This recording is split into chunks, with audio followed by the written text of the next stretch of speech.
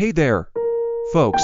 Today, we're going to talk about a remarkable man who made a significant impact on the legal world. His name is John Small, and he was a lawyer who changed the course of justice. Once upon a time, in a small town nestled on the edge of a bustling city, there was a young man named John Small. He wasn't born into wealth or privilege, but he was blessed with an unshakable sense of justice and a relentless drive to right the wrongs of the world. His story, one of passion, perseverance, and unwavering dedication, would go on to become one of the most inspiring and respected legacies in legal history. A humble beginning. John grew up in a modest family.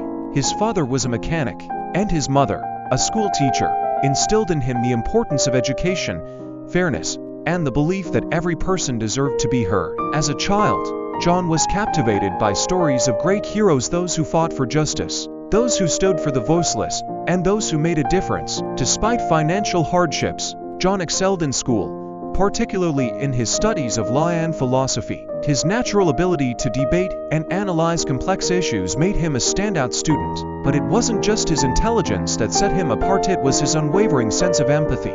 He always believed that law should not only serve as a set of rules, but as a tool to protect the innocent and bring about fairness. Rising through the ranks, John's journey to becoming one of the greatest lawyers in history wasn't easy. After finishing law school, he joined a small legal firm, where he started off by defending minor cases, but he never shied away from a challenge. His first significant case was that of a young man named James, who had been falsely accused of theft. The evidence against James was flimsy at best, but the prosecutor had a strong reputation and powerful connections, the case of the innocent prisoner. As his career flourished, John took on increasingly difficult cases, many of which others were too afraid to touch. One of his most notable and difficult challenges came years later, when he took on the case of Thomas Walker, a man who had been wrongly convicted of a brutal murder. Thomas had spent 20 years in prison for a crime he did not commit. The evidence was circumstantial at best, and yet the jury had convicted him based on public pressure and the appearance of guilt. John could have easily turned his back on the case, as it seemed nearly impossible to overturn. But something about it struck a chord in his heart.